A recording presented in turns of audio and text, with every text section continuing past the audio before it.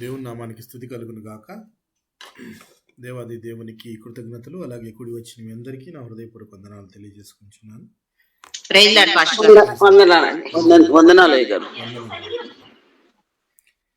ఇర్మియా గ్రంథాన్ని ధ్యానించుకుందాం ప్రియులారా. ఇర్మియా గ్రంథము 4వ అధ్యాయము. ఇర్మియా గ్రంథము 4వ అధ్యాయము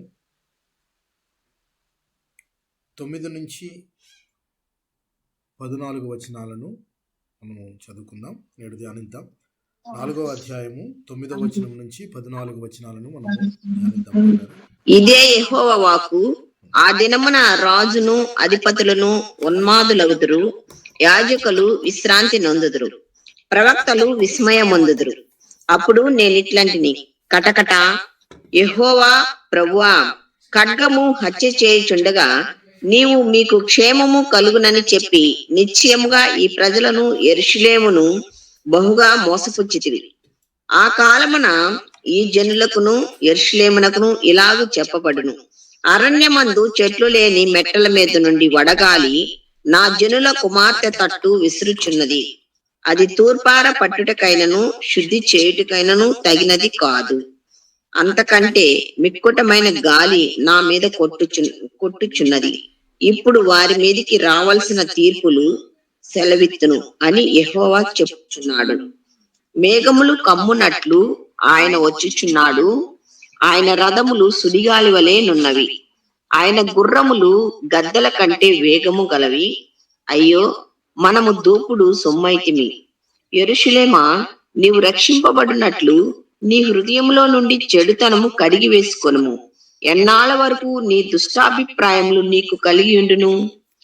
దాను చాలా మంచిది ప్రియులారా. చిన్న ప్రార్థన చేసుకొని వాక్య ధ్యానాన్ని కంటిన్యూ చేసుకుందాం. కృపా సత్య సంపూర్ణుడు అయిన మా ప్రియ పరలోకపు తండ్రి, పరిశుద్ధుడా, నీ పవిత్రమైన పాదాలు వందనాలు, వేలాది స్తుతులు, స్తోత్రములు తండ్రి.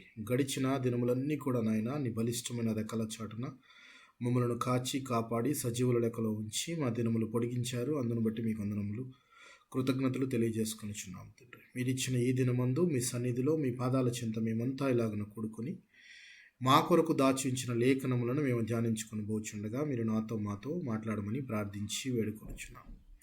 కూడి వచ్చిన ప్రతి ఒక్క విశ్వాసిని, వారి కుటుంబాలను మీ కృప కలిగిన హస్తాలకు అప్పచెప్పుకొనిచున్నాము.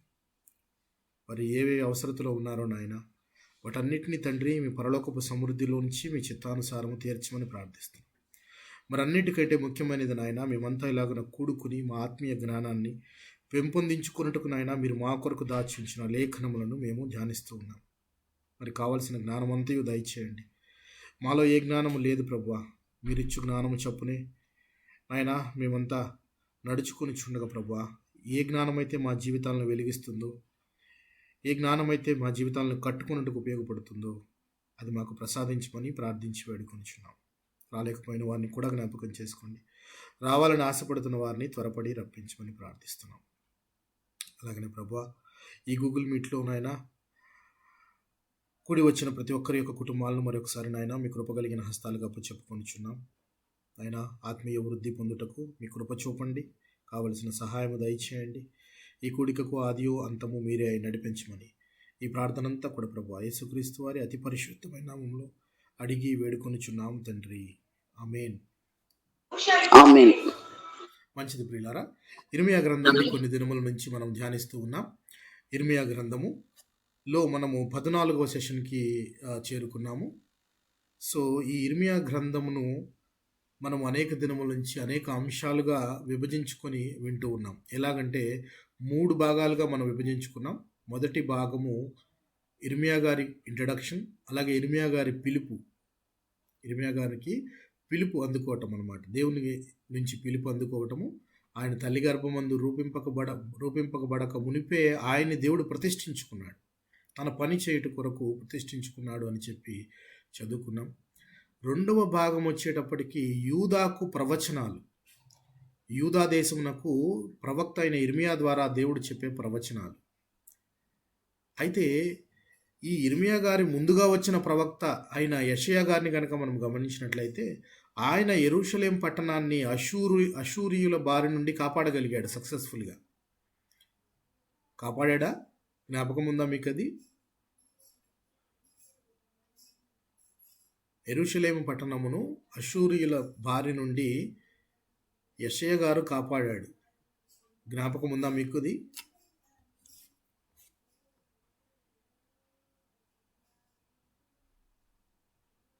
ఉందా ప్రియులారా? జ్ఞాపకం ఉందా? లేదంటే నేను ఒకసారి చెప్తాను, లేదంటే జ్ఞాపకం ఉంది అని చెప్పండి. జ్ఞాపకం లేదు పాస్టర్ గారు. జ్ఞాపకం లేదు. రైట్. ఎలాగ యెరూషలేమును ఆయన ఎలాగ కాపాడగలిగాడు అని అంటే, రాజు అయిన హిజ్కియా కాలంలో మీకు జ్ఞాపకం ఉండే ఉంటుంది. హిజ్కియా గారి కాలంలో అష్షూరు రాజులు అన్ని రాజ్యాలను, చుట్టుపక్కల అన్ని రాజ్యాలను ముట్టడి వేసి చివరిగా లాకీషు అనే పట్టణాన్ని ముట్టడి వేస్తారు. ఈ లాకీషు అనే పట్టణము యెరూషలేముకు ఆనుకొని ఉంటుంది. ఈ లాకీషును గనక దాటినట్లయితే ఇక యెరూషలేమును జయించేసినట్లే. యెరూషలేమునకు ఆల్మోస్ట్ ముట్టడి వేసి అక్కడి నుంచి హిజ్కియా గారికి కొన్ని వార్నింగ్స్ పంపిస్తూ ఉంటారు. రాజైన సన్హెరీబు అని చెప్పి మనం ఇంతకుముందు భాగాల్లో కూడా మాట్లాడుకున్నాం. ఆయన మాట్లాడిన మాటలు అక్కడ యూదా ప్రజలను, యెరూషలేము నివాసులకు చెప్తూ, మీరు ఎవరిని చూసి అతిశయపడుతున్నారు? మిమ్మల్ని ఎవరు కాపాడతారు అనుకున్నారు? మీ రాజు కాపాడతాడా హిజ్కియా అని ఇంకొద్దిగా అడుగు ముందుకు వేసి, మీరందరూ నిత్యం పూజించే మీ దేవుడు మిమ్మల్ని కాపాడతాడు అనుకుంటున్నారా? మరి ఇన్ని రాజ్యాలను మేము జయిస్తూ ఉంటే కాపాడలేదే? షోమ్రోన్లో ఉన్న దేవత ఏమైంది? మిగిలిన రాజ్యాల్లో ఉన్న దేవతలు ఏమైనాయి? వారెవ్వరూ కాపాడలేనిది మీ దేవుడు మిమ్మల్ని కాపాడతాడా అని ఒక అపహాస్యంగా మాట్లాడిన మాటలు మనం జ్ఞాపకం చేసుకోవచ్చు హిజ్కియా గారి కాలంలో. అప్పుడు ప్రవక్త అయిన యెషయా ఈ మాటలు విని హిజ్కియాకు నువ్వు ప్రార్థించమంటే, హిజ్కియాతో దేవుడు యెషయా ద్వారా తెలియజేసిన మాటలు, ఆయన అక్కడి నుంచి తిరిగి వెళ్ళిపోతాడే తప్పితే నీ యొక్క యెరూషలేములో ఒక చిన్న ఇటుకను కూడా కదిలించలేడు అని చెప్పేసేసి అని మనం చదువుకుంటాం హిజ్కియా గారి కాలంలో. అయితే యెషయా గారు యెరూషలేమును అష్షూరీల బారి నుంచి కాపాడగలిగాడు. యెషయా గారి తర్వాత 100 సంవత్సరాలకు వచ్చిన ఈ ప్రవక్త అయిన ఇర్మియా గారు, ఈయన మెడవంచని యూదా జనాంగానికి ప్రవచనాలు పలుకుతూనే ఉన్నాడు. కానీ ఈ ప్రజలు రాళ్ళు వంటి వారు, గోడ వంటి వారు. ప్రవచనాలు ఎన్ని చెప్పినా కానీ వింటారు, కానీ అది హృదయంలోనికి తీసుకోరు. అలాంటి జనులుగా తయారైపోయారు. అందుకని ఆయన ప్రకటించుట ప్రవక్త పని అని 11 సార్లు చెప్తాడు ఇర్మియా గ్రంథంలో. ప్రకటించుట ప్రవక్త పని. అలాగే ఆయన చెప్పే మరి ఒక ఇంపార్టెంట్ పాయింట్ ఏంటంటే, సరి అయిన హృదయ పరివర్తన కనుక లేకుంటే చెర నుండి మీరు విముక్తులు కాలేరు అని చెప్పి. సరి అయిన హృదయ పరివర్తన లేకుంటే మీరు చెర నుండి విముక్తులు కాలేరు అని చెప్తూ ఉంటారు. ఇలా యూదాకి ఇచ్చిన ప్రవచనాలలో మనం మొదటి ప్రవచనం ఆల్రెడీ చూసాం, మీకు జ్ఞాపకం ఉందో లేదో. మొదటి ప్రవచనంలో మరక వంటి దోషము అనేది ప్లస్ దేవుడు వారి మీద కొన్ని తప్పులను మోపుతూ చెప్తుంటాడు, జీవజలపు ఊట అయిన నన్ను వదిలేసి మీరు నీళ్లు నిలవని తొట్లను మీరు తొలిపించుకున్నారు అని చెప్పి ఒక అభియోగం దేవుడు మోపుతాడు. జీవజలపు ఊట అయిన నా దగ్గరికి రాకుండా మీరు అసలు నీళ్ళే నిలవని తొట్లు, అలాంటి తొట్లలో మీరు నీళ్లను పోసుకుంటున్నారు, అలాంటి తొట్లను మీ కొరకు చేసుకుంటున్నారని చెప్పి దేవుడు వారితో చెప్తూ ఉంటాడు ఇర్మియా ద్వారా. అయితే మీరు చేసిన పాపము ఒక మరకలాగా నాకు కనపడుతూ ఉంది అని చెప్తూ ఉంటాడు. అది యూదాకి ఇచ్చిన మొదటి ప్రవచనము. మనం ఇప్పుడు 2వ ప్రవచనంలో ఉన్నాము. ఈ 2వ ప్రవచనము 3వ అధ్యాయం నుంచి 3వ అధ్యాయము 6వ వచనం నుంచి 6వ అధ్యాయము 30వ వచనం వరకు ఉంటుంది. పెద్ద ప్రవచనం. ఈ ప్రవచనం ఆల్రెడీ మనం కొన్ని మాటలను చూసాం. ఇశ్రాయేలీల 10 గోత్రాల వారిని, అలాగే యూదా మరియు బెన్యామీను గోత్రము ఉత్తర దక్షిణ రాజ్యాలను దేవుడు ఇద్దరు అక్కా చెల్లెలుగా వారికి ఒకరికేమన్నా ద్రోహిణి అని, ఒకరికేమన్నా విశ్వాసఘాతకురాలు అని పేరు పెట్టి పిలిచినట్లు, అలాగే ఆల్రెడీ ఒక సిస్టర్కి, అంటే స్త్రీలలో ఉన్న అక్క చెల్లెల్లో ఒకరికి నేను ఆల్రెడీ పరిత్యాగ పత్రిక ఇచ్చేశాను, ఒకరికి ఇచ్చేస్తే అది చూసన్నా మీరు మారతారేమో అని చెప్పి ఆయన చెప్తూ ఉంటాడు. ఆ దానిలోని భాగముగానే ఆయన చెప్తున్న మాట మనము గత సెషన్లో మాట్లాడుకుంది. మీరు విత్తనాలు ఎక్కడ చల్లమని చెప్తాడు? ముళ్ళ పొదలలో విత్తనములు చల్లక మీ బీడు పొలమును దున్నుడి అని చెప్పి మనం లాస్ట్ సెషన్ మాట్లాడుకున్నాం. బీడు పొలము దున్నాలి అని అంటే బీడు పొలంలో పంటలు పండుతాయా? లేదు. బీడు పొలంలో పంటలు పండాలి అని అంటే ముందు దాన్ని సాగు చేయాలి. సాగు చేయాలి అంటే బీడు అంటే అర్థం ఏంటంటే పై పొర గట్టిగా మరియు లోపలికి చొచ్చుకుపోకుండా హార్డ్గా అయిపోతుంది ఆ సర్ఫేస్. అలాగా గట్టిగా అయిన ఆ యొక్క సర్ఫేస్ని మీరు బ్రేక్ చేయాలి. ముందు దాన్ని బద్దలు కొట్టి సారవంతమైన భూమి లోపల దొరుకుతుంది. అంటే హృదయానికి అడ్డంగా ఉన్న పొర ఏదైతే ఉందో దాన్ని తొలగిస్తే కానీ మీరు దేవుని చేరలేరు అని చెప్తూ ఆయన హృదయానికి సున్నతి అవసరము అని చెప్పి ఆయన ముందు మాటల్లో కూడా మాట్లాడతాడు. అవిధేయులై ఉండుట మానుకొని మీరు, అవిధేయులు అంటే మీరు హృదయ ఛేదన సంస్కారము చేసుకొని అంటే ముందు మీరు చేసుకోవాల్సింది హృదయానికి సున్నతి చేసుకోండి. హృదయం ఎలా ఉందంటే రాతి హృదయంలాగా ఉంది. అది మాంసపు హృదయంలాగా ఉండే విధంగా ముందు సారవంతమైన భూమిగా ఉండి అప్పుడు విత్తనములు చల్లండి అని చెప్పి బీడు భూమిని దున్నటం అంటే మరి ఒక అర్థం కూడా చెప్పుకున్నాం మనం గత సెషన్లో. ఏంటిదనంటే సేవ చేయటం, ఇవాంజలిజం. దేవుని వాక్యాన్ని నలుగురికి చెప్పటము, నీ ఖాళీ సమయాల్లో నలుగురికి ప్రకటించడము, నీ తోటి వారితో, నీకు కనపడిన వారితో, నీకు పరిచయం ఉన్న వారితో దేవుని మాటలను వారితో పంచుకోవటమే ఇవాంజలిజం. దానికి పెద్ద అనుభవం అక్కర్లేదు, దానికి పెద్ద పాఠం అక్కర్లేదు, దానికి పెద్ద జ్ఞానము అవసరం లేదు. సో ఇది బీడు పొలాన్ని ఎన్నడూ దున్నని బీడు పొలాన్ని దున్నడి అని హోషేయ గారి మాటల్లో కూడా మనం చదువుకున్నాం. అయితే ఇప్పుడు ప్రవక్త అయిన ఇర్మియా గారు, హిల్కియా కుమారుడు, ప్రీస్ట్ సిటీ అని ఏ నగరాన్ని పిలుస్తారని చెప్పుకున్నాం ప్రియులారా? ఎక్కడి నుంచి వచ్చాడు ఈయన? ఏ నగరం నుంచి వచ్చాడు? ఇర్మియా గారు ఏ నగరం నుంచి వచ్చాడు? అనాతోతు అనే పట్టణము. అనాతోతు అంటే దీన్నే ప్రీస్ట్ సిటీ అంటే యాజకుల పట్టణము అని పిలువబడుతుందని మనం ఫస్ట్ సెషన్లో ఎందుకు యాజకుల పట్టణముగా పిలువబడిందని చెప్పి కూడా మనం మాట్లాడుకున్నాం. అయితే అనాతోతు అంటే అనాతు అని కనానీయుల దేవతకు పెట్టిన పేరే. అయితే ఈ యొక్క ఇశ్రాయేలీయులంతా కనానులోకి వచ్చి కనానును ఆక్రమించుకున్న తర్వాత చాలా ప్రాంతాల పేర్లు మార్చలేదు. ఆ ప్రాంతాల పేర్లు ఎలాగున్నాయో అలాగే కంటిన్యూ చేసి వాటిలోనే ఉండిపోయారు. వారిలో చాలామందిని మీరు ఇక్కడి నుంచి పంపివేయాలని దేవుడు చెప్పిన మాటను వినకుండా వారితో కూడా అడ్జస్ట్ అయిపోయి కొంతమంది కొన్ని గోత్రాల వారు వారిని తమ కింద పనులు చేసేవారిగా పెట్టుకొని జీవించినట్లు కూడా మనము చూసాం. అది దేవుడి మాటను ధిక్కరించటమే. అంటే అర్థం ఏంటంటే నువ్వు దూరం చేసుకోవాల్సిన విషయాలు నీలో ఉన్నాయి అని చెప్తుంటే దేవుడు వాటిని అడ్జస్ట్ చేసుకుంటాను, నేను టైంని అడ్జస్ట్ చేసుకొని వాటిని కూడా చేస్తాను అని చెప్పినట్టు ఉంటుంది అనమాట. వాటిని కూడా చేస్తాను, నేను టైంని నేను అడ్జస్ట్ చేసుకుంటాను అన్నట్లుగా అడ్జస్ట్ చేసుకుంటున్నట్టు ఉంది. అయితే ఇర్మియా గారు మాట్లాడుతున్న మాటల్లో చూడండి ఒకసారి. ఇందాక అమ్మ చదువుతూ చిన్న మిస్టేక్ చదివారు. రాజును అధిపతులను ఉన్మత్తులగుదురు అనేది ఉన్మాదులగుదురు అని చదివారు. ఒకసారి గమనించండి అమ్మ. రాజును అధిపతులను ఉన్మత్తులగుదురు, యాజకులు విభ్రాంతి నొందుదురు, ప్రవక్తలు విస్మయము నొందుదురు. ఏ రోజునది? ఇది ఏ రోజున జరగబోయే అంశం. ఇది జరగబోయే అంశాలను ఇర్మియా కళ్ళకు కట్టినట్టుగా చెప్తున్నాడు. ఒక దినం వస్తుంది, ఆ దినమున రాజులు ఏమవుతారు? నాశనం అయిపోతారు. ఉన్మత్తులగుతారు అంటే నాశనం అయిపోతారు. They will perish. అలాగే ప్రవక్తలు కూడా ఆశ్చర్యపోతారట. ప్రవక్తలు ఎందుకు ఆశ్చర్యపోతారంటే ప్రవక్తలు ఇన్ని దినాలు చెప్తూ వస్తుంది దేవుని యొక్క ఉగ్రత ఎంత భయంకరంగా ఉంటుందా అని చూచిన ప్రవక్తలు కూడా భయం పుట్టే విధంగా ఉంటుంది దేవుని యొక్క తీర్పు అని చెప్తూ ప్రవక్తలు విస్మయమునందుతారట. అలాగే అప్పుడు నేనిట్లంటిని ఏమని, కటకట యెహోవా ప్రభువా, ఖడ్గము హత్య చేయుచుండగా నీవు మీకు క్షేమము కలుగునని చెప్పి నిశ్చయముగా ఈ ప్రజలను యెరూషలేమును బహుగా మోసపుచ్చితివి. ఖడ్గము హత్య చేయుచుండగా అంటే రాబోయే ఖడ్గము ఎవరి చేతి ద్వారా రాబోతుందని చెప్పుకున్నాం ప్రియులారా? ఉత్తర దిక్కు నుండి ఒక కీడు రాబోతున్నది అని చెప్పుకున్నాము. ఆ ఉత్తర దిక్కు నుంచి వచ్చే కీడు ఎవరు? ఆల్రెడీ ఆయన బయలుదేరాడు అని చెప్పి మనం గత సెషన్లో కూడా మాట్లాడుకున్నాం.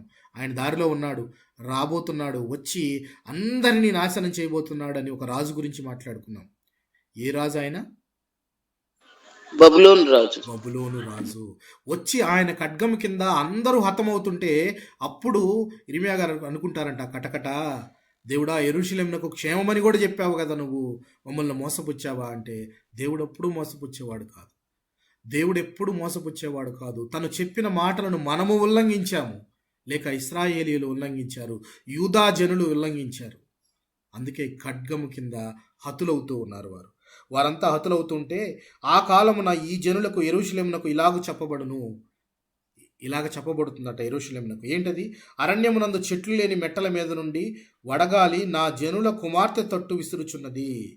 గాలి విసురుచున్నది అని అంటే జనరల్గా మనకు అర్థమయ్యేది ఏంటంటే, గాలి వస్తుంది అని అంటే మంచిదే కదా, గాలి వస్తుంది అని అంటే మంచిదే కదా అంటే దేవుడు దాన్ని కూడా చాలా క్లియర్గా చెప్తున్నాడు. అది ఎటువంటి గాలో తెలుసా మీకు? జనరల్గా హ్యూమన్ టెండెన్సీ ఏంటంటే ఎక్కువ చలిని భరించలేము, అలాగని ఎక్కువ వేడిని భరించలేము. అన్నీ మనకి ఒక నిర్దిష్టమైన దీనిలో ఉంటేనే తప్ప మనిషి శరీరం దేన్నైనా భరించలేదు. ఎక్కువ ఎండను భరించగలమా? ఎక్కువ చలిని భరించలేము. అయితే దేవుడు అంటున్న మాట ఏంటంటే, ఒక రోజున మీకు గాలి వీస్తుంది, వడగాలి వీస్తుంది. ఆ గాలి ఎటువంటి గాలి అనుకుంటున్నారు మీరు?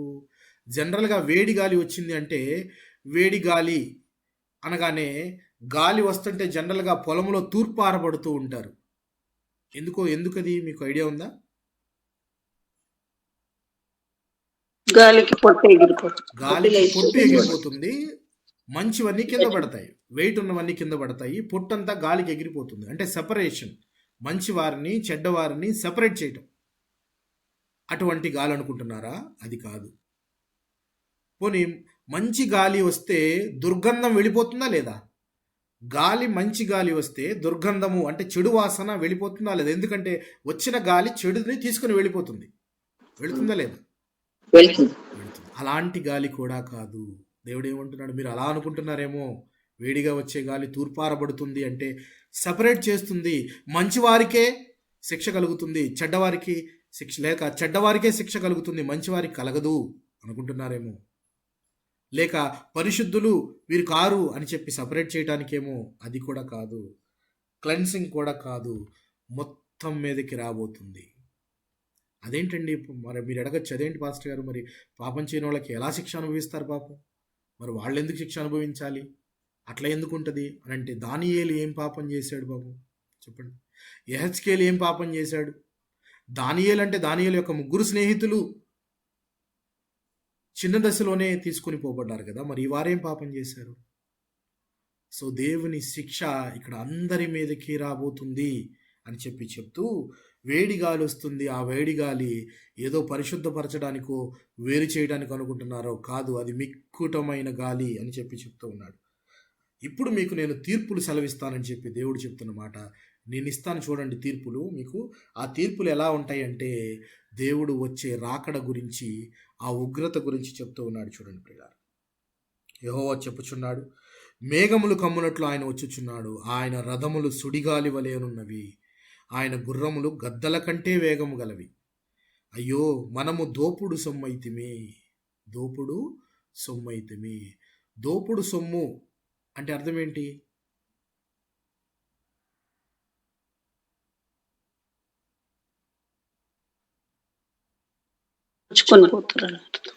దోపుడు సొమ్ము అంటే ఎవరైనా ఈజీగా వారి మీద దాడి చేసి, దోపిడీ చేసి వారిని బానిసలుగా తీసుకెళ్ళగలిగినంత బలహీనులుగా ఉండేవారిని దోపుడు సొమ్ము అయ్యారు అని చెప్పుకుంటుంటాం. సో ఇన్ని దినాలు అనేక రాజ్యాల నుంచి కంచుకోటలాగా దేవుడుండి కాపాడాడు. మరి ఇప్పుడు వారి మీదకి దేవుడే వారి యొక్క ప్రత్యర్థిని పంపిస్తూ ఉన్నాడు, వినాశకుడిని పంపిస్తూ ఉన్నాడు, అందరినీ నాశనం చేయమని. ఇంకప్పుడు ఏ కోట ఉంటుంది? సో దోపుడు సొమ్ము అయింది. ఎవరు దోపుడు సొమ్ము అవుతున్నారంటే, ఇక్కడ యెరూషలేము నివాసులంతా కూడా దోపుడు సొమ్ము కాబోతున్నారు. ఒక వ్యక్తి వచ్చి వారిని దోచుకొని వారిని బానిసలుగా తీసుకొని వెళ్ళబోతున్నాడు అని చెప్తూ ఆయన చెప్పిన మంచి మాట ఏంటంటే, యెరూషలేమా, నీవు రక్షింపబడినట్లు నీ హృదయములో నుండి చెడుతనము కడిగి వేసుకొనుము. ఎన్నాళ్ల వరకు నీ దుష్టాభిప్రాయములు నీకు కలిగి ఉండును. హృదయములో నుండి చెడుతనాన్ని కడిగి వేసుకోవాలి. హృదయంలో చెడుతనాన్ని కడిగి వేసుకోవాలని ఏ పరిస్థితుల్లో చెప్తున్నాడు ఇర్మియా గారు? ఏ పరిస్థితులు అవి? ఇక కడుక్కున్నా కానీ ఏమైనా అవకాశం ఉందా? చివరి మూమెంట్ వచ్చేసింది. ఈ మూమెంట్లో నేను మారతాను, నేను మారిపోతాను, నా హృదయం అందు పరివర్తన వచ్చింది, నేను క్రీస్తుని నమ్ముతాను అని చివరి దినము రోజున నువ్వు వెళ్ళిపోయే దినాన్న ప్రకటిస్తే ఏమన్నా అర్థం ఉంటుందా? నువ్వు చనిపోవలసిన దినం వచ్చినప్పుడు అప్పుడు ఈ మాటలు చెప్తే ఏమన్నా ఉపయోగం ఉంటుందా? నేను క్రీస్తుని విశ్వసించాను, నమ్ముతున్నాను, ప్రకటిస్తున్నాను అని చెప్తే ఏమన్నా ఉపయోగం ఉంటుందంటారా? లేదు, ఉండదు. చూడండి, ఏ సమయంలో చెప్తున్నాడు ఈయన? ఇక చివరి మీ మీద ఆల్రెడీ దేవుడు అంటున్నాడు ఏమని? మీ మీద ఆల్రెడీ తీర్పులు ఇచ్చేశాను, నేను తీర్పులు సెలవిచ్చేశాను. రాబోయే తీర్పు ఏంటి? దోపుడు సొమ్ము కాబోతున్నారు మీరు. అయితే యెరూషలేమా, నీవు రక్షింపబడినట్లు నీ హృదయంలో నుండి చెడుతనమును కడిగి వేసుకొనుము. ఇది వారికే కాదు, మనందరికీ కూడా దేవుడు చెప్తున్న మాట. రక్షింపబడాలి అనంటే, రక్షణలోకి నడవాలి అనంటే దేన్ని పరిశుద్ధపరచుకోవాలి? హృదయాన్ని పరిశుద్ధపరచుకోవాలి. బాప్తిస్మం అంటే రియల్ మీనింగ్ అదే. హృదయంలో పరివర్తన లేనప్పుడు నీ శరీరంలో ఎన్ని మార్పులు కలిగినా, నీ నోటితో నువ్వు ప్రకటించినా అది వ్యర్థం. హృదయమందు ముందు పరివర్తన కలగాలి. అయితే ఇక్కడ మనం ఆగి ఆలోచిస్తే ఇర్మియా గారు ఏ సందర్భంలో హృదయాన్ని కడుక్కోండి, చెడుతనాన్ని కడిగివేసుకోండి అని చెప్తున్నారు? మనము ఆల్రెడీ చూసాం ఏమని, వీరు మెడవంచని ప్రజలు అని చెప్పేసి. చివరిగా తీర్పులు వచ్చేసినా కానీ వీరు మెడవంచలేదు అనడానికి, మెడ వంచారా వంచలేదా? వీరు మెడ వంచారా వంచలేదా? వంచలేదు. ఎందుకు వంచలేదు, లేక నిజంగా వంచలేదు అనడానికి కూడా మన దగ్గర ప్రూఫ్స్ ఉన్నాయి. ఎందుకనంటే యెహెజ్కేలు గారు ఇర్మియా గారి కంటే ముందు వచ్చారా, తర్వాత?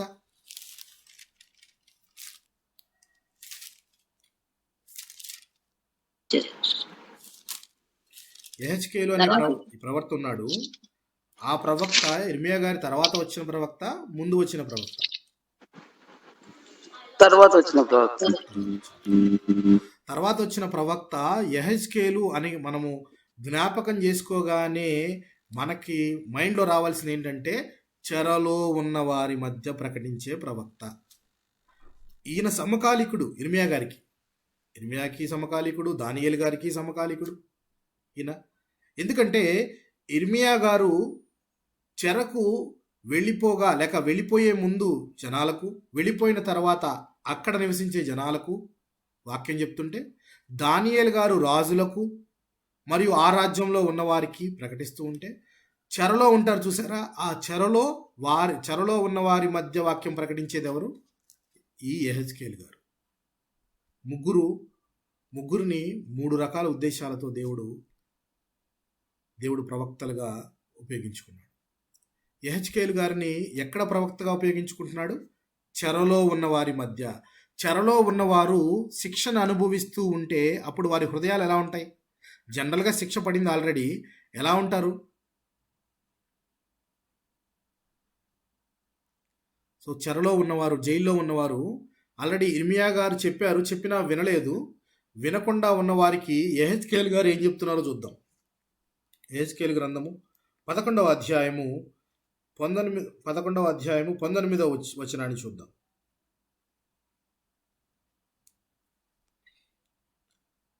యెహెజ్కేలు గ్రంథము 11వ అధ్యాయము 19వ వచనాన్ని గమనిద్దాం.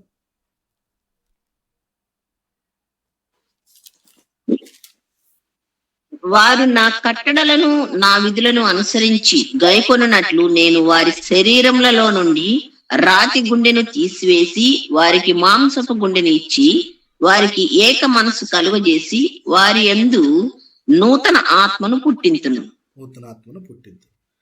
ఒకసారి మనం ఈ వచనాన్ని జాగ్రత్తగా ఆలోచిస్తే, వారు నా కట్టడలను నా విధులను అనుసరించి గైకొనున్నట్లు నేను వారి శరీరంలో నుండి రాతి గుండెను తీసివేసి, అంటే రాతి గుండె ఇంకా ఉందా లేదా? మార్పు అనేది వాళ్ళలో కలిగిందా, కలగలేదా? ఎక్కడ ఈ మాటలు మాట్లాడుతున్నాడు అంటే, చెరలో ఉన్నారు, ఆల్రెడీ శిక్ష అనుభవిస్తున్నారు. శిక్ష అనుభవించడానికి ముందుగా కూడా ఇర్మియా గారు కూడా చెప్పారు, ఏమని చెప్పారు? మీ హృదయాల్లో పరివర్తన కలగాలి, మీ హృదయంలో చెడుతనాన్ని కడిగి వేసుకోండి అని చెప్పాడు. కానీ వినలేదు జనాలు, జైలుకి వెళ్ళిపోయారు. జైల్లో ఉన్నవారు అప్పుడు అక్కడ ఈయన చెప్తూ ఉన్నాడు, ఇక మీరు మారరు అని చెప్పి దేవుడే ఒక హృదయాన్ని మనకిస్తే తప్పితే మనం మార్చుకునే స్వభావం కలిగిన వాళ్ళము కాదు. నరుల హృదయము బాల్యము నుంచి చెడ్డది. ఎందుకనంటే మనము పుట్టటమే పాపపు స్వభావంతో పుట్టిన వాళ్ళం. పాపపు స్వభావంతో పుట్టాము కాబట్టి పాపాలు చేస్తూ ఉన్నాం. అవి ఆగదిక. ఇక దేవుడు విసుగు చెంది ఆయనే దిగొచ్చాడు కాబట్టి పాపాలు నాశనమైనవి, కానీ మనకు మార్గము దొరకదు, మనము విననొల్లని జనాంగం కూడా ఉంటాం. అందుకే దేవుడు అంటున్నాడు, నేనే ఒక నూతన హృదయాన్ని ఇస్తాను. అంతకుముందు ఆయన ఇచ్చిన హృదయాన్ని ఇచ్చి ఒక ఫ్రీ విల్ ఇచ్చేశాడు. ఫ్రీ విల్ అంటే మీ ఇష్టం, మీ ఇష్ట ప్రకారం మీరు ఉండండి అని చెప్తే మనం ఎలాగ ప్రవర్తించామంటే ఆయనకు ఆయాసకరంగా ప్రవర్తించాం. ఇప్పుడు దేవుడు అంటున్న మాట ఏంటంటే, ఇక ఇస్తే నేనే మంచి హృదయాన్ని మీకు ఇస్తాను, అందులో మంచి తలంపులు, నా విధులను ముందు మీరు అనుసరించి గైకొనున్నట్లుగా ఆ హృదయాన్ని నేను తయారు చేస్తాను అన్నట్లుగా పెడతాను అంటున్నాడు. నూతన హృదయాన్ని ఇస్తాను అంటే అర్థం ఏంటి? దేవుడు ఉన్న పాత హృదయము పనికిరానిదనా, లేకపోతే అది సరి అయినది కాదు అనే కదా అర్థము? రాతి గుండె అంటే అదే కదా అర్థం, అంతేనా? కాదంటారు, విననొల్లని అంతే కదా. విననొల్లని స్టేట్లో ఉంది అని అర్థం. అంటే వినకుండా, మెడవంచకుండా, హృదయము పరిశుద్ధపరుచుకోకుండా ఉన్నారు కాబట్టి ఇక దాన్ని తీసేసి, నేను అలాంటి మాంసపు గుండెను తీసేసి నూతన హృదయాన్ని మీకు ఇస్తాను అని చెప్పి దేవుడు చెప్తూ ఉన్నాడు. ఎవరితో చెప్పిస్తున్నాడు? యెహెజ్కేలు గారితో చెప్పిస్తున్నాడు. ఇర్మియా గారు ఆల్రెడీ ముందు చెప్పాడు, వినలేదు. తర్వాత జైల్లోకి వెళ్ళిపోయిన తర్వాత ఇక వీరు మారరు అని చెప్పేసి దేవుడు అనే ఇస్తున్నాడు. మనకి రక్షణ కూడా అలాగిచ్చిందే, అంతేకాని మన నీతి క్రియలను బట్టి, మన చేష్టలను బట్టి, లేక మన విశ్వాసాన్ని బట్టో దేవుడు ఇవ్వలేదు. ఇక దేవుడు తానే ఇవ్వదలిచి ఎవరిని కనికరిస్తానో ఆయన వారిని కనికరిస్తాను అని చెప్పేసేసి ఆయన మనకు రక్షణ అనేది ఇచ్చాడు. అంతే తప్పితే మనం ఏదో మంచి పనులు చేసి దేవునికి ఆమోదయోగ్యంగా మన జీవితాలను మంచి అర్పణలుగా ఉంచాము అని కాదు.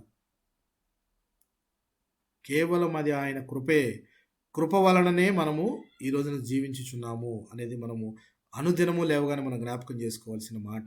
అది కేవలం ఆయన కృప తప్పితే ఏమీ లేదు.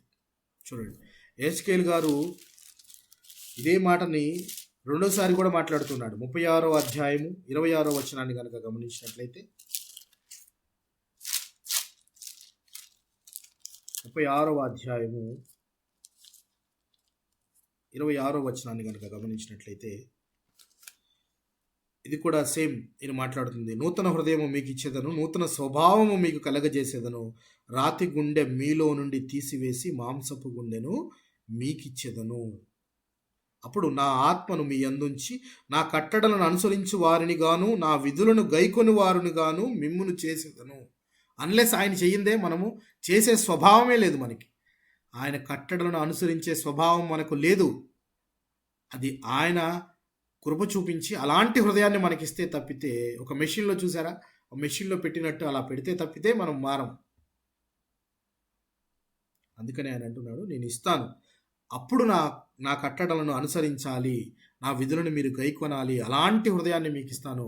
అప్పటిదాకా మీరు హార్డ్ హార్టెడ్, ఎలాంటి హృదయం? మీరు బీడు భూమిగా ఉండిపోయింది. ఆ బీడు భూమి ఉన్న మీరు హృదయానికి సున్నతి చేసుకోవాలి అని చెప్పేసి ఇర్మియా గారు ముందుగానే చెప్తున్నారు ప్రియులారా. అయితే ఇర్మియా గారు మరి ఒక అధ్యాయంలో కూడా ఆయన మాట్లాడుతున్న మాటలు మనం ఒకసారి గమనిద్దాం. ఇర్మియా గ్రంథము 17వ అధ్యాయము 9వ వచనాన్ని గమనిద్దాం.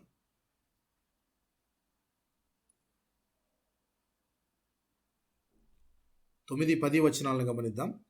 ఇర్మియా గ్రంథము 17వ అధ్యాయము 9 మరియు 10 వచనాలను గమనిద్దాం ప్రియులారా. హృదయము అన్నిటికంటే మోసకరమైనది, అది ఘోరమైన వ్యాధి కలది, దాని గ్రహింపగలవాడెవడు? ఒకని ప్రవర్తనను బట్టి వాని క్రియల ఫలము చొప్పున ప్రతీకారము చేయుటకు యెహోవాను నేను హృదయమును పరిశోధించువాడను, అంతరింద్రియములను పరీక్షించువాడను. దేవుడు పరీక్షించేది కూడా దేనిని పరిశోధిస్తాడట? దేనిని పరిశోధిస్తాను అని చెప్తున్నాడు ఇక్కడ ప్రియులారా.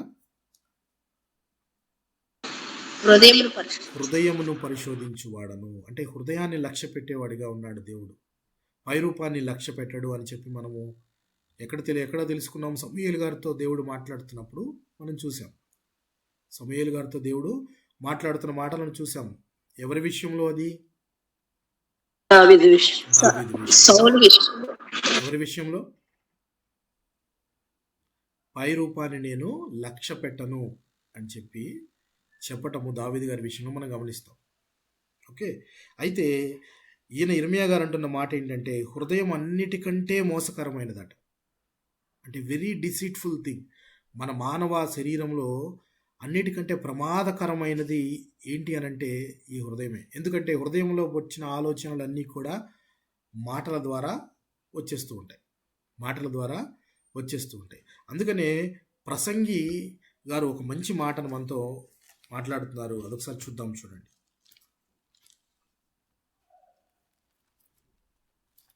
ప్రసంగి గ్రంథము 5వ అధ్యాయము 2వ వచనాన్ని గమనిద్దాం. ప్రసంగి గ్రంథము 5వ అధ్యాయము 2వ వచనాన్ని గమనిద్దాం. నీవు దేవుని సన్నిధిని అనాలోచనగా పలుకుటకు నీ హృదయమును త్వరపడనీయక నీ నోటిని కాచుకొమ్ము. దేవుడు ఆకాశమందున్నాడు, నీవు భూమి మీద ఉన్నావు, కావున నీ మాటలు కొద్దిగా ఉండవలెను. ఎలా ఉండాలి? కొద్దిగా ఉండాలి.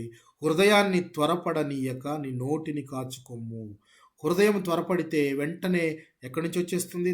ఆ యొక్క తలంపు ఎక్కడి నుంచి వస్తుంది? నోటి ద్వారా వచ్చేస్తుంది. నేను ఇలా అనుకున్నాను, నేను ఈ విధంగా అనుకున్నాను అని చెప్పేసి హృదయ తలంపులు నోటిలో నుంచి వెంటనే బయలుపరచబడతాయి. అందుకనే హృదయాన్ని త్వరపడనీయక నోటిని కాచుకొమ్ము. దేవుని సన్నిధిలో ఉన్నాము. దేవుని సన్నిధి అంటే ఎక్కడుంది ప్రియులారా?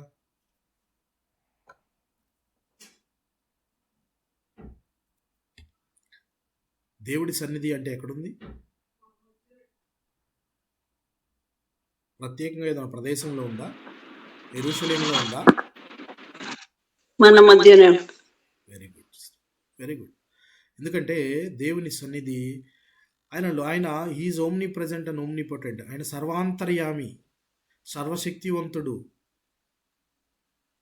ఆయన అంతటా ఉన్నవాడు. నేను ఉన్నవాడను అని చెప్తున్నాడు. ఆయన ఉన్నవాడను, సృష్టింపబడిన వాడు కాదు.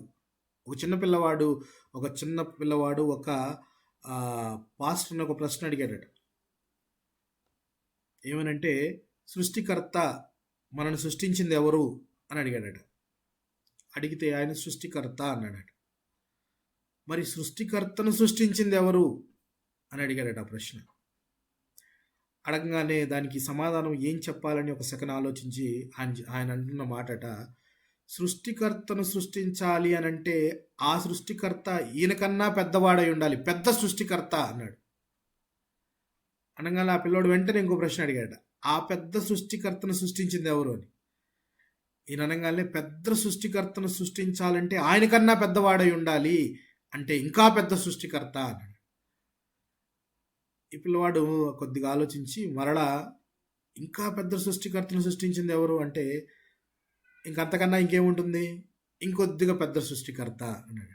ఇక ఆ పిల్లవాడికి అర్థమైందంట. అంటే సృష్టికర్త అనేవాడు మొదటి నుంచి ఉన్నవాడే కానీ నాట్ మ్యాన్ మేడ్ గాడ్.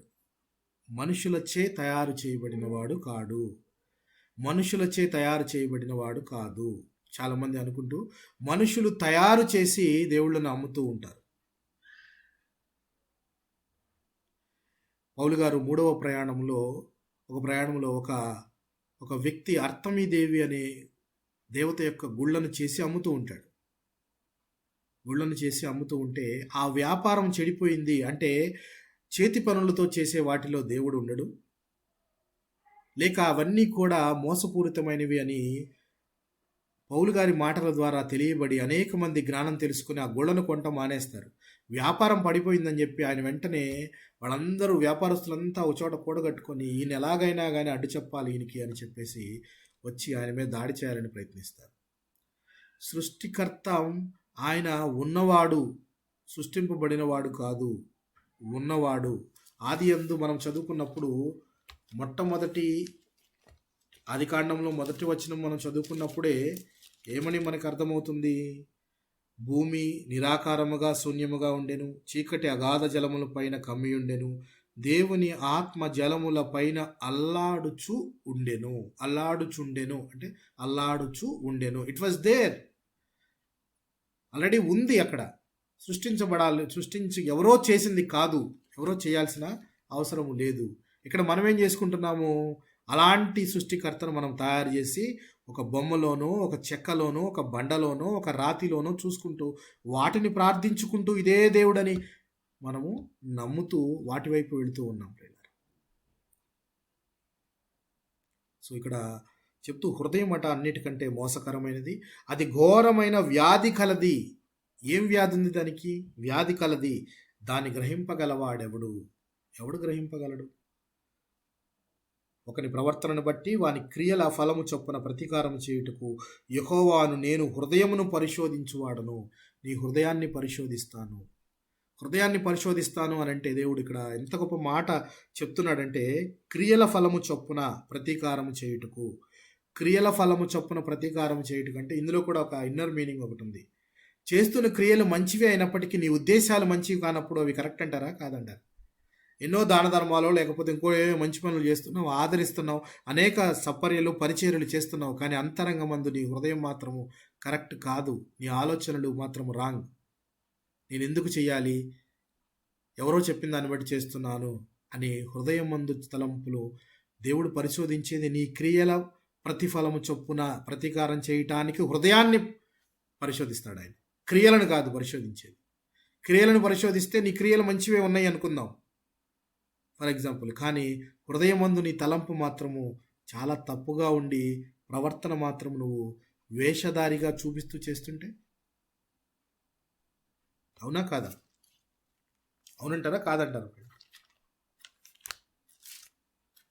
అవునండి. ఎందుకని యెషయా గారు తన మాటల్లో ఒక మాట అంటున్నాడు. ఇది మనం ఎప్పుడు చదువుకునే మాటే, అయినా మరలా చదువుకుందాం. యెషయా గ్రంథము 29వ అధ్యాయము 13వ వచనాన్ని గమనిద్దాం. యెషయా గ్రంథము 29వ అధ్యాయము 13వ వచనాన్ని కనుక గమనించినట్లయితే, ప్రభువు ఇలాగూ సెలవిచ్చి ఉన్నాడు, ఈ ప్రజలు నోటి మాటతో నా యొద్దకు వచ్చుచున్నారు, పెదవులతో నన్ను గనపరుచుచున్నారు, కానీ తమ హృదయమును నాకు దూరం చేసుకుని ఉన్నారు. వారు నా ఎడల చూపు భయభక్తులు మానవ విధులను బట్టి వారు నేర్చుకొనినవి.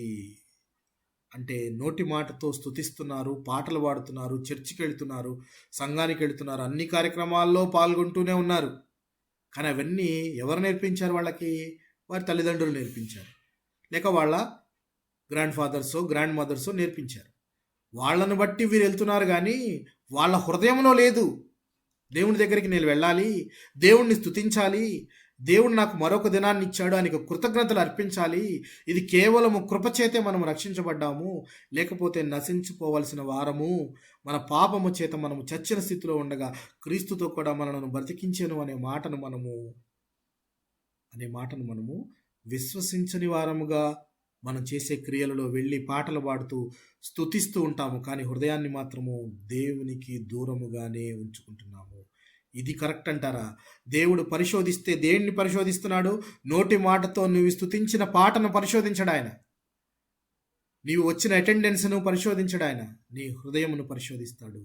హృదయమందు నీ అంతరంగమందు నీవు ఏం తలస్తున్నావు, దేవుని విషయంలో నీకు ఏ కమిట్మెంట్ ఉంది అనేది ఆయన పరిశోధిస్తాడు అని చెప్తూ ఉన్నాడు. యెషయా గారు కూడా, యెషయా గారితో దేవుడు చెప్పించిన మాటలు ఇవి. మీరంతా వస్తున్నారు, నేను చూస్తున్నాను, లాట్ ఆఫ్ స్ట్రెంగ్త్. ఒక చర్చిలో లక్షల మంది నిండిపోతూ ఉంటున్నారు, but how many people have the pure hearts? పరిశుద్ధ హృదయము ఎవరికి ఉంది? హృదయ శుద్ధి గలవారు ధన్యులు. మిగిలినది మీరు పూర్తించండి. వారు వారు దేవుని దేవుని చూచెదరు. దేవుణ్ణి చూడాలి అంటే హృదయ పరిశుద్ధి కావాలా వద్దంటారా? కావాలి. హృదయం మనకు పరిశుద్ధత కావాలి. హృదయ శుద్ధి కలవారు ధన్యులు, వారు దేవుణ్ణి చూతురంటే, దేవుణ్ణి చూడాలి అంటే you should have a qualification that your heart must be pure. పరిశుద్ధపరచబడాలి.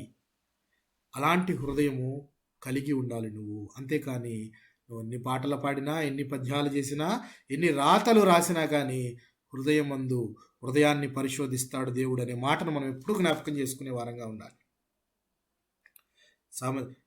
కీర్తనల గ్రంథంలో ఒక మాటను చదువుకొని మనం ముందుకు వెళదాం. కీర్తనల గ్రంథము 44వ అధ్యాయము 21వ వచనాన్ని గమనిద్దాం.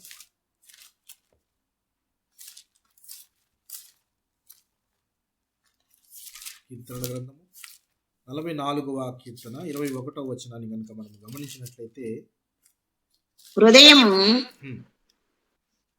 హృదయ రహస్యములు ఎరిగిన వాడు దేవుడు, ఆ సంగతిని పరిశోధింపక మానునా. హృదయ రహస్యములు ఎరిగిన దేవుడు ఆ సంగతిని పరిశోధింపక మానునా. ఒక ప్రశ్న ఇది, మనకు వేయబడుతున్న ప్రశ్న ఇది. నీ హృదయంలో ఎన్నో రహస్యాలు ఉన్నాయి, గుప్తమని. ఎందుకు హృదయం అన్నిటికంటే మోసకరమైనది అని ఇర్మియా గారు చెప్తున్నారో తెలుసా? ఎన్నో రహస్యాలు దాచి ఉంచుకుంటాం మనం హృదయంలో, కాదా? ఆ రహస్యము నీకు తప్ప, ఆ రహస్యాలు నీకు తప్ప ఎదుటి వారికి తెలుస్తాయా? నీవు దాచిపెట్టుకున్న రహస్యాలు నీకు తప్ప వేరొకరికి తెలుస్తాయా? తెలియదు. కానీ అవి వాటిని కూడా ఎరుగుతాడు దేవుడు. ఎరుగున్న దేవుడు ప్రశ్నించకుండా మాన్తాడు అనుకున్నారా? ప్రశ్నించకుండా వదిలేస్తాడు అనుకున్నారా అని చెప్పి అంటూ ఉన్నాడు. హృదయ రహస్యములు ఎరిగిన దేవుడు ఆ సంగతిని పరిశోధింపక మానునా. So you should be aware of that. మనమందరం వాటిని తెలుసుకొని ఉండాలి అని చెప్తూ ఉన్నాడు. అయితే రోమా పత్రికలో కూడా ఒక మాటను చదువుకుందాం. 10వ అధ్యాయం 10వ వచనాన్ని కనుక మనం గమనించినట్లయితే, రోమీలకు రాసిన పత్రిక 10వ అధ్యాయము 10వ వచనాన్ని గమనిద్దాం.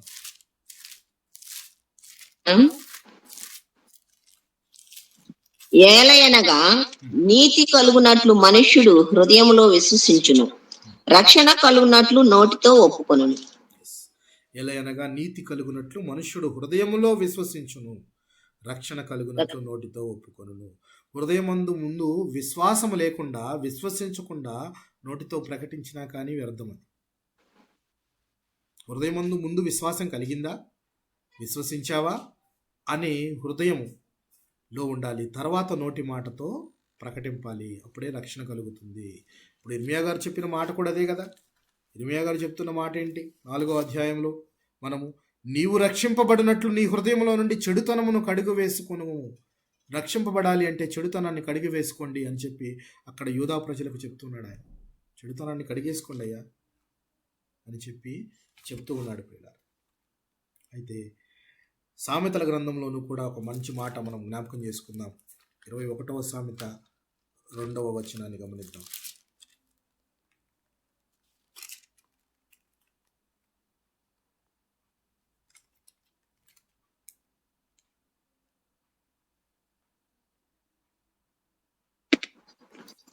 వచనం. 21 వచనం.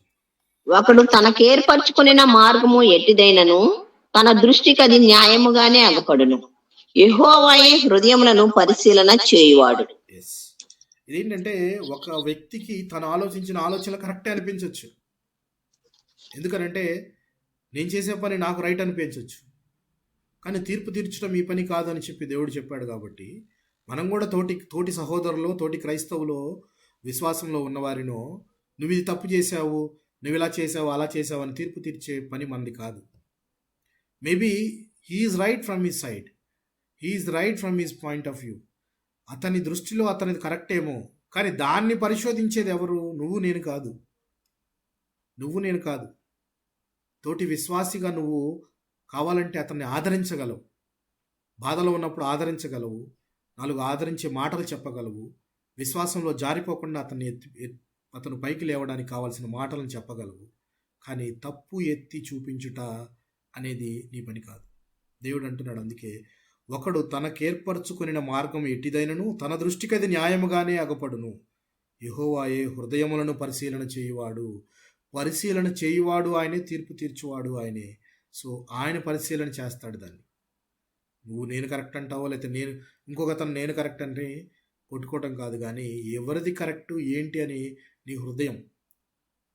ఎందుకంటే నీ హృదయాల్లో ఉన్నది నేను చూడలేను కదా. నువ్వు చెప్పే మాటలు నేను వినగలను, నేను చెప్పే మాటలు ఒకటి చెప్తాను, కానీ నా హృదయం ఇంకోటి ఆలోచిస్తుంది. సో హృదయంలో రహస్యాలను ఎరిగిన దేవుడే అది చేయగలడు దాన్ని. అందుకని సో దేవుడు అంటున్న మాట, ఈ హృదయములను పరిశీలన చేయువాడు యెహోవాయే అని చెప్పి మనకి క్లియర్గా చెప్పబడుతుంది ప్రియారా. అయితే ఇక్కడ మనము ఇర్మియా గ్రంథానికి వెళ్ళిపోదాము. ఈ ఇర్మియా గ్రంథంలో 4వ అధ్యాయము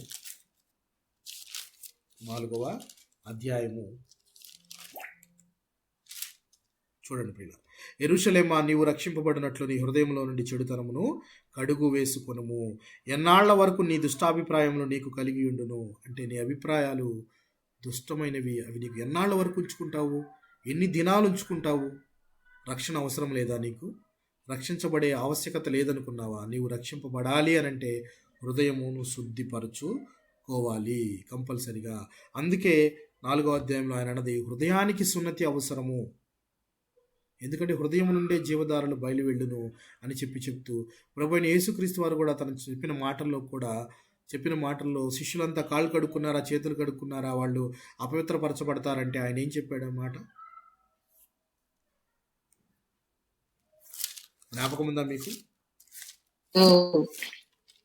హృదయము శుద్ధిగా ఉండాలి కానీ శరీరం కాదు. ఎస్, హృదయము శుద్ధిగా ఉండాలి. 15వ అధ్యాయం, మత్తయి సువార్త 15వ అధ్యాయంలో మనము 18 నుంచి 20 వచనాలు కనుక గమనించినట్లయితే, నోట నుండి బయటకు వచ్చినవి హృదయంలో నుండి వచ్చును, ఇవే మనుష్యుని అపవిత్రపరచునని మీరు గ్రహింపరా? దురాలోచనలు, నరహత్యలు, వ్యభిచారము, వేశ్యాగమనములు, దొంగతనములు, అబద్ధ సాక్ష్యములు, దేవదూషణలు హృదయములో నుండి ఏ వచ్చును, ఇవే మనుష్యుని అపవిత్రపరచును. కడుగు కొనక భోజనము చేయుట మనుష్యుని అపవిత్రపరచదు అని చెప్పాను. ఏది ఇంపార్టెంట్ తీసుకోవాలో వీరికి తెలియట్లేదు. పరిశుద్ధులుగా ఇక్కడ శాస్త్రులు కానీ పరిసయ్యులు కానీ ఏం క్వశ్చన్లు వేస్తున్నారు? అసలు ఏది పరిశుద్ధంగా ఉండాలో అది తెలుసుకోవాలి. కానీ చేతులు కడుక్కోవటం, 4 సార్లు కాళ్ళు కడుక్కోవటం వల్ల నీ శరీరం శుభ్రపడుతుందేమో. ఆత్మకు కావాల్సిన శుభ్రం నీ హృదయంలో శుభ్రపరచబడాలి. నీ హృదయము ముందు పరిశుద్ధంగా ఉండాలి. అందులో నుంచే నీకు ఏమని చెప్తున్నాడు దేవుడు? అందులో నుంచే ఆలోచనలు అన్నీ బయటకు వస్తాయి. హృదయంలో నుండే వస్తాయి, లోపలికి బయటకు వస్తాయి. కాబట్టి అందుకని అది పరిశుద్ధంగా ఉండాలి. కానీ నువ్వు కాళ్ళు కడుక్కున్నావా, చేతులు కడుక్కున్నావా, ఇత్యం లేదు అత్యం లేదు అని చెప్పి ధర్మశాస్త్ర గ్రంథం అంతా కూడా వీరు అర్థం చేసుకున్న విధానము రాంగ్ అని చెప్పి ప్రభువైన క్రీస్తు వారు ప్రతిదీ ఎక్స్ప్లెయిన్ చేస్తూ వచ్చారు. ఎందుకనంటే వారు విశ్రాంతి దినాన్ని రాంగ్గా అర్థం చేసుకున్నారు. అలాగే మోషే ధర్మశాస్త్రంలో ఉన్న ప్రతి పాయింట్ని వారు ఏ యాంగిల్లో చూస్తున్నారంటే కఠినంగా దాన్ని అనుసరించాలని చూస్తున్నారు, కానీ దాని వెనక ఉన్న అంతరార్థాన్ని మాత్రం మర్చిపోతూ ఉన్నారు. అసలు గ్రహించటం లేదు.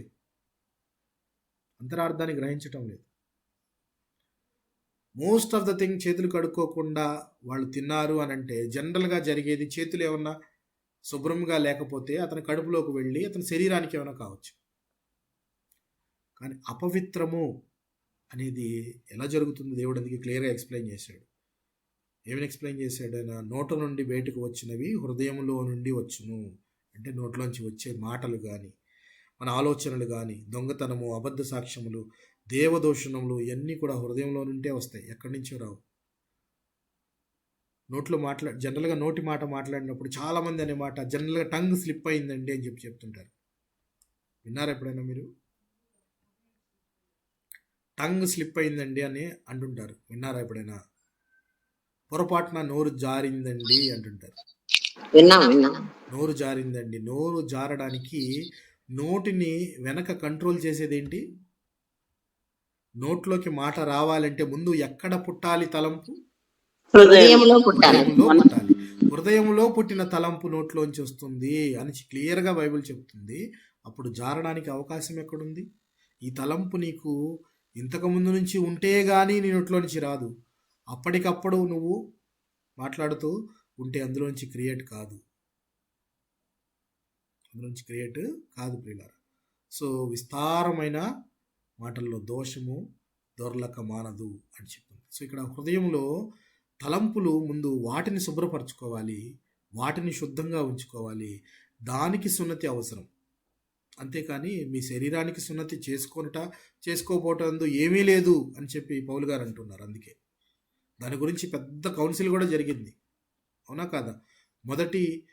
పౌలు గారి మొదటి ప్రయాణము రెండో ప్రయాణానికి మధ్యలో ఒక క్రిస్టియన్ కౌన్సిల్ జరుగుతుంది. దేని గురించి అది? దేనిని గురించి ప్రియులారా? అది జ్ఞాపకం ఉందా మీకు? సున్నతి గురించి, ధర్మశాస్త్రం. సున్నతి గురించి మరియు ధర్మశాస్త్రాన్ని గైకొనుట లేదా అని. అంటే వారు మోయలేని బరువైన కాడిని వారి మీద ఎందుకు మోపుతున్నారు? ఇప్పుడిప్పుడే విశ్వాసంలోకి వస్తున్న వారికి నీవు సున్నతి పొందితేనే కానీ రక్షణ పొందలేవు అనే బోధ కరెక్ట్ కాదు అని చెప్పేసి అక్కడ ఉన్న యెరూషలేములో ఉన్న సంఘాల వారు అందరూ కలిసి తేల్చింది. సున్నతి పొందితేనే నువ్వు రక్షణ పొందుతావు. సున్నతి అనేది అబ్రహాముకు వారి సంతానానికి దేవునికి మధ్య ఉన్న నిబంధన. అది వారి నిబంధన ప్రకారం వారి వంశస్థులు చేయించుకోవాల్సిందే. కానీ అది పొందితేనే కానీ మిగిలిన అన్యజనులైన వారు, గ్రీకీయులు ఉన్నారు, మిగిలిన రకరకాల వారు ఉన్నారు, వారంతా కూడా అప్పుడప్పుడే విశ్వాసంలోకి వస్తూ అక్కడ సిరియాలో, అంతియోకయ అనే ప్రాంతాల్లో, మిగిలిన ప్రాంతాల్లో అప్పుడప్పుడే సంఘాలు బయటకు వస్తూ ఉన్నాయి.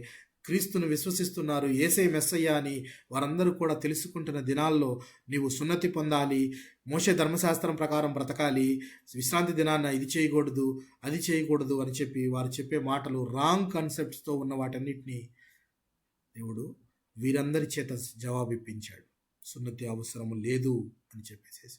సున్నతి ధర్మశాస్త్రానుసారము చేయించుకోవాలి, but that was a commitment between Abraham and God. దేవునికి ఆయనకి మధ్య ఉన్న నిబంధన అది. ఆ గుర్తు ఉన్న వాళ్ళంతా అబ్రహాము పిల్లలని పిలువబడతారు. అది చూసి వీళ్ళు అతిశయపడతారని చెప్పేసి బాప్తిస్మం ఇచ్చి యోహాన్ అంటున్నాడు, దేవుడు తలుచుకుంటే అబ్రహాముకి రాళ్ల ద్వారా కూడా పిల్లలను పుట్టించగలడు. మీరు పుట్టారని, ఆయన పిల్లలని మీరు అతిశయపడుతున్నారేమో, మీరు సున్నతి చేయించుకున్నారు కాబట్టి నేను అబ్రహాము వంశస్థుడని గొప్పగా ఫీల్ అవుతున్నావేమో నువ్వు, అది కాదు అని చెప్పి ఆయన కూడా మాట్లాడుతూ ఉన్నాడు. సో హృదయ శుద్ధి అనేది చాలా అవసరము. ముందు హృదయంలో ఉన్న చెడుతనాన్ని కడిగి వేసుకోవాలి, అప్పుడే రక్షణలోకి నడిపింపబడతావు అని చెప్పేసి మనము ఇక్కడ ఇర్మియా గారి మాటల ద్వారా వింటున్నాం. ఇర్మియా గారు చెప్పిన మాటలు ఈ రోజున మన జీవితాలకు కూడా ఉపయోగపడతాయి. బాప్తిజం తీసుకోవాలంటే ఫస్ట్ ఇన్వర్డ్ కన్వర్షన్ అనేది చాలా ఇంపార్టెంట్. హృదయము పరివర్తన చెందాలి. అంతరంగమందు జరిగే మార్పును నీవు నోటితో ప్రకటిస్తున్నావు, అదే బాప్తిస్మం. దానికి నీ సంఘము సాక్షి, నీ సంఘము సాక్షులు. వారందరూ కూడా నిన్ను నీళ్లలో ముంచి లేపుతున్నారంటే క్రీస్తు యొక్క మరణ పునరుత్థాన అనుభవంలోకి నిన్ను తీసుకొని వెళుతున్నారు. బట్ వాటన్నిటికీ ముందు, వీళ్ళు చేసే పనులన్నిటికంటే ముందు నీవు ఇంపార్టెంట్ అంటే నీ హృదయం important. That is very important. నువ్వు దేవునికి ఇచ్చావా లేదా, అందులో దేవునికి స్థానం ఉందా, ఆ చెడుతనం అనే పొరను తొలగించావా లేదా, హృదయమందు విశ్వసించావా లేదా అనేది చాలా ఇంపార్టెంట్. హృదయమందు విశ్వసించకుండా నోటి మాటతో నేను చెప్పేసేసి నేను బాప్తిజం తీసుకుంటాను, నేను దేవుని విశ్వసిస్తున్నాను అని నువ్వు పరిగెత్తి కేకలేసి చెప్పినా కానీ ఉపయోగము ఉండదు. ఒకవేళ చేసినా కానీ మేబీ అనుకుందాం, చాలామంది కూడా కోవర్ట్స్ అంటారు, మీకు వినే ఉంటారు. కోవర్ట్ అంటే విన్నారో లేదు? విన్నారా ఎప్పుడైనా? కోవర్ట్స్ అంటే ఏంటంటే వారి హృదయంలో ఆలోచన వేరుగా ఉంటుంది, కానీ వారు చేసే పనులు మాత్రము వచ్చి విశ్వాసులైన వారి మధ్యలో ఉంటారు. విశ్వాసులైన వారి మధ్యలో ఉండి వాళ్ళతో పాటే నడుస్తుంటారు, వాళ్ళు చేసే పనులు చేస్తుంటారు, కానీ వారి హృదయంలో ఉండే ఆలోచన మాత్రం వేరు, వారి లక్ష్యం కూడా వేరే. సమయం ఎప్పుడు వస్తుందో అప్పుడు ఆ లక్ష్యం వైపుకి జంప్ అవుతారు. అలాంటి వ్యక్తి ఎవరు మనకి కనపడతారు?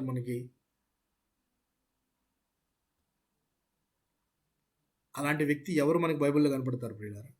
యేసుక్రీస్తు గారి విషయంలో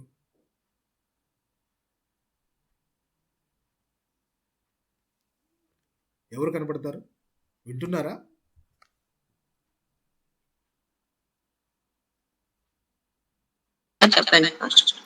వింటున్నారా లేదా ప్రియులారా? శిష్యులలో ఇస్కరియోతు యూదా. సో ఈయన్ని చూడండి, క్రీస్తుని వెంబడించాను అని చెప్పేసి వాళ్ళందరిలోనూ ఉన్నాడు, శిష్యులందరితో పాటు నడిచాడు, క్రీస్తు చెప్పిన ఉపమానాలన్నీ విన్నాడు, చక్కగా వాళ్ళందరితో కలిసి ఉన్నాడు. ఒక క్యాషియర్, వాళ్ళకి కావాల్సిన డబ్బంతా కూడా ఆయన చేతిలో ఉంది. కానీ అలాంటి వ్యక్తి మాత్రము సమయం వచ్చినప్పుడు క్రీస్తును అమ్మేయడానికి సిద్ధపడిపోయాడు. సో కోవర్ట్ అంటారు అనమాట. అంటే సమయం వచ్చినప్పుడు ప్లేట్ మార్చేస్తారు. ఇలాంటి వ్యక్తుల యొక్క అంతరంగాన్ని ఎవరు ఎరుగుతారు? ఎవరు ఎరగగలరు? దేవుడే. అది పరిశోధించేది కూడా దేవుడే, కానీ మనం ఏం చేయలేము అలాంటి వ్యక్తులు. నేను ఎందుకు ఈ మాట చెప్తున్నానంటే, బాప్తిస్మం అనేది లేక రక్షణలోకి పడవటం అనేది నీకు దేవుడికి మధ్య ఉన్న కమిట్మెంట్. అది ఆన్సర్ నువ్వు దేవుడికి చెప్పాలి, అంతేగాని నాకు బాప్తిస్మం ఇచ్చిన పాస్టర్ గారే దీనికి బాధ్యుడు, నాకేదైనా జరిగినా అని చెప్పి నువ్వు రాస్తే సరిపోతుందా? తర్వాత అంటే ఏదన్నా సరిపోతుందా? ఆయన నాకు ఇచ్చాడు, ఇచ్చినప్పుడు నేను కరెక్ట్గా ఉండాలి, కానీ ఉండలేకపోయాను, దానికి బాధ్యుడు ఆయన అంటే దేవుడు వింటాడా? దేవుడు వింటాడా? వినడు. ఎందుకనంటే అది నీ అంతరంగం ముందు జరిగే మార్పు కాబట్టి నీవు ముందు హృదయాన్ని పరిశుద్ధంగా ఉంచుకోవాలి అని చెప్పి ఇక్కడ యూదా వారికి అందరికీ ఇర్మియా గారు చెప్తున్న మాటలు ఇవి. చివరి దినాలు, తీర్పులు ఆల్రెడీ ప్రకటించబడినవి, జడ్జిమెంట్ ఆల్రెడీ రాబోతుంది, దారిలో ఉంది, వినాశకుడు ఆల్రెడీ బయలుదేరి ఉన్నాడు, ఒక కొదమ సింహంలాగా వీరి మీద పడి వీరిని నాశనం చేయడానికి సిద్ధపడుతున్నాడు. ఇప్పుడైనా మారండి అని చెప్పేసి ఇర్మియా గారు వాళ్ళందరికీ చెప్తూ ఉన్నాడు. విసిగి వేసారిన హృదయంతో చెప్తున్నాడు ఇర్మియా గారు. చెప్తూ ఇప్పటికైనా మారండి అయ్యా అని చెప్తున్నాడు. నీ హృదయంలో నుండి చెడుతనమును కడిగి వేసుకొనుము, ఎన్నాళ్ల వరకు నీ దుష్టాభిప్రాయములు నీకు కలిగి ఉండును అని చెప్పి చివరిగా ఒక వచనాన్ని చదువుకొని మనం ముగించుకుందాం. దాను ప్రదేశములను ఒకడు ప్రకటన చేయుచున్నాడు, కీడు వచ్చుచున్నదని ఎఫ్రాయిము కొండల యందు ఒకడు చాటించుచున్నాడు. ముట్టడి వేయువారు దూరదేశము నుండి వచ్చి యూదా పట్టణములను పట్టుకొందుమని బిగ్గరగా అరుచుచున్నారని యెరూషలేమును గూర్చి ప్రకటన చేయుడి, జనములకు తెలియజేయుడి. ఇట్లా యెరూషలేము పట్టబడుతుందని దాను ప్రదేశంలో ప్రకటన చేయుడి అని చెప్పి. దాను ప్రదేశం ఎక్కడుంది? జ్ఞాపకం ఉందా మీకు? దానులో ప్రకటించబడటానికి దాను అనే ప్రదేశము ఏ గోత్రాలకు చెందింది? యూదా గోత్రానికి మాస్టర్. దాను బెన్యామిన్ దాను గోత్రమే. ఈ దాను అనే ప్రాంతంలో ప్రకటించడానికి ఒక లాజిక్ మనం ఆలోచించాలి. ఎందుకనంటే దాను అనే ప్రదేశము పటములో గనక మనం చూసినట్లయితే వారికి స్వాస్థ్యముగా ఇవ్వబడిన పటములను ఇంతకుముందు మనం పోస్ట్ చేసిన వాటిలో దాను అనేది ఎక్స్ట్రీమ్ ఎండ్లో ఉంటుంది, బోర్డర్లో ఉంటుంది.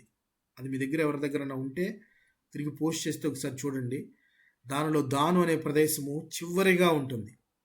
చివరి అంటే ఆల్మోస్ట్ బోర్డర్ అది. ఈ ప్రాంతంలోనే యెరోబాము అనే రాజు బంగారు దూడను చేయించి ప్రతిష్ఠించాడు. అంటే ఒకటి బాగా సిటీకి దూరంగా లిమిట్ అనమాట, సిటీ లిమిట్. ఇక దాటితే వేరే రాజ్యంలోకి వెళ్ళిపోతాం, వేరే దేశంలోకి వెళ్ళిపోతాం అన్నట్టు. అంటే భూ దిగంతముల వరకు యూదా రాజ్యము చుట్టుపక్కల ఎక్కడైతే హద్దులు ఉన్నాయో అక్కడ దాకా వెళ్ళి ప్రకటించండి. అంటే అర్థం ఏంటంటే ప్రకటన చేస్తే ఊరంతా దద్దరిల్లిపోయేటట్టు అందరికీ వినపడాలి అని చెప్పడానికి దాను ప్రదేశంలో కూడా ప్రకటించండి. దానులో ప్రకటించడానికి అసలు దానులో ఇంకా ఏం లేదు. ఎందుకంటే దానులో జనాలందరూ కూడా చెరకు వెళ్ళిపోబడ్డారు. మిగిలిన గోత్రాల వారు అషూరు చెరలో ఉన్నారు ఆల్రెడీ. మిగిలిన వారెవరో అక్కడ కొంతమంది ఉండి ఉండొచ్చు. అయితే ఆ అషూరియులను కూడా ఈ బబులోను వారు ఓడించి వారిని హస్తగతం చేసుకున్నారు. ఇప్పుడు యూదా వారి మీదకి రాబోతున్నారు. అందుకే ఎలా ప్రకటించమంటున్నారు? దాను ప్రదేశమున ఒకడు ప్రకటన చేయుచున్నాడు, కీడు వచ్చుచున్నదని ఎఫ్రాయిము కొండల యందు ఒకడు చాటించుచున్నాడు. ముట్టడి వేయువారు దూరదేశము నుండి వచ్చి యూదా పట్టణములను పట్టుకొందుమని బిగ్గరగా అరుచుచున్నారని యెరూషలేమును గూర్చి ప్రకటన చేయుడి, జనములకు తెలియజేయుడి. యెరూషలేమునకు ఇది ప్రకటించండి. ఓ యెరూషలేమా, తెలుసుకో, ఇప్పుడైనా నీ హృదయములను కడుగుకొని నీవు దేవుని వైపుకు తిరుగు. నీవు నా వైపు తిరిగిన ఎడల, మీరు నా తట్టు తిరిగిన ఎడల నేను మీ తట్టు తిరుగుదును అని దేవుడు అనాది కాలం నుంచి చెప్తూనే ఉన్నాడు. కానీ మనము వినడం లేదు. ఇర్మియా గారు అదే చెప్తున్నారు. ఏమని చెప్తున్నాడు ఆయన? సరి అయిన హృదయ పరివర్తన ఉంటే తప్ప చెర నుండి విముక్తులు కాలేరు. సరి అయిన హృదయ పరివర్తన, సేమ్ ఇదే డైలాగు ఈ రోజున మనకి వర్తిస్తుంది. సరి అయిన హృదయ పరివర్తన మనకు ఉంటే మనము పాపం అనే చెర నుంచి విముక్తులు కాగలం. పరివర్తన లేకుండా మనము ఉంటే మనము నిత్య నాశనానికి అప్పగించబడతాము, రెండవ మరణానికి మనము పాత్రులం అవుతాము. అయితే రక్షణలోకి ఉన్న వారికి రెండవ మరణము ఏమీ చేయలేదు అని చెప్పి మనము చదువుకున్నాం లేఖనాల్లో.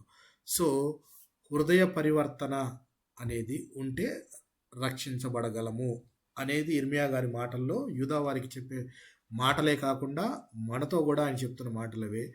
హృదయ పరివర్తన కలిగి ఉండాలి. ఓకే, దేవుడి కొద్ది మాటలను మన వినికిడిలో దీవించి ఆశీర్వదించునుగాక. ఆమేన్. ప్రేరేపించబడిన వారు ఎవరైనా ఒక చిన్న ప్రార్థన చేయగా మనము ఈ కుటుంబాన్ని ముగించుకుందాం ప్రియులారా.